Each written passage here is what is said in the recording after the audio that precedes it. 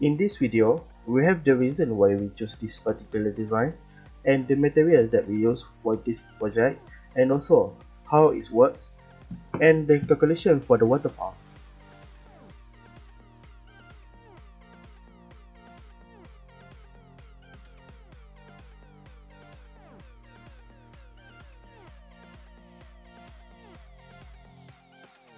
Next is the reasons to this particular design.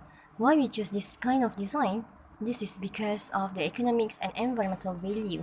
It is not expensive and does not require a lot of material, use mainly cardboards and a bottle which is said to be an eco-friendly. Second is easy to assemble. It is made up by a cardboard bottle and use a battery and a motor pump which can be easily assembled and not too complicated. Last is simple and safe mechanism as it just uses a cardboard and a plastic bottle for the external part, so it can be played and used by These are the specifications of the mini water dispenser. Water dispenser is made up of a cardboard boxes with a scale of 15 centimeters and 16.5 centimeters times 33 centimeters.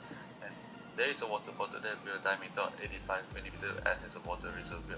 And inside with a miniature water pump with an inlet hole of 5 millimeters and outlet hole of 4.75 millimeters. And we also have a suction tube which connects the water bottle to the water outlet with inner diameter of 7 millimeters, outer diameter 10 millimeters, and a thickness of 1.5 millimeters. Besides, we also have a limit micro touch switch which serves as an initiator for the pump so the water can come out when the switch is initiated.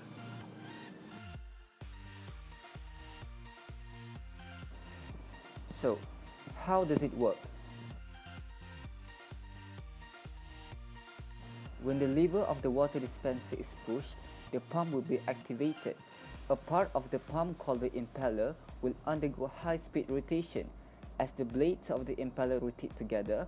Under the action of the centrifugal force, the fluid will be rotated too, thus increasing its velocity. The faster that the impeller spins, the more water is pushed into, and the quicker you can get it all out until a limit is reached due to the limited cross-sectional area of the suction pipe. Because the impeller is rotating in a single direction, in this case clockwise, therefore the water will only flow unidirectional inside the suction pipe towards the pipe outlet. All the liquid is continuously pumped up from the water tank or bottle and discharged from the outlet pipe until the lever is being released. At this moment, the water discharge will be stopped.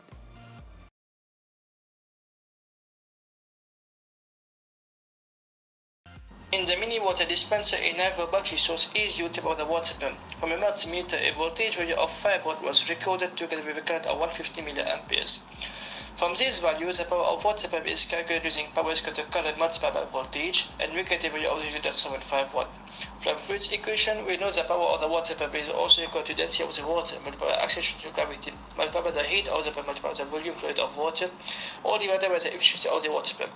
Now, since water is moving up against gravity and the water bottle being 30 centimeters in height, for the mini water dispenser to function properly, the heat must be higher than 30 centimeters. We assume the heat of the pump to be 0.4 meters.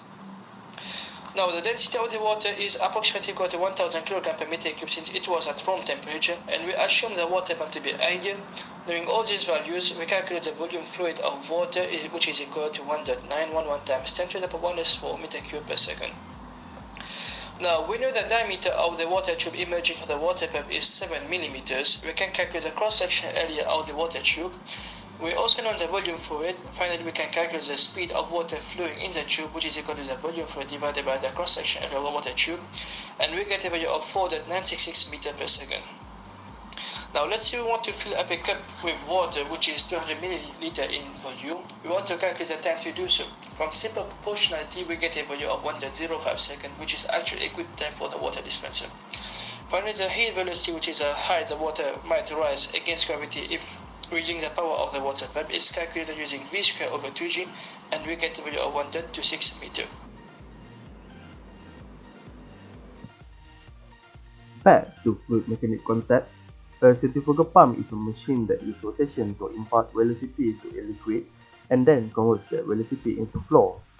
Every centrifugal pump consists of an impeller, a casing, and an assembly of supporting mechanical components.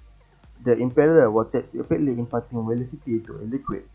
The velocity is converted into pressure and flow by the casing.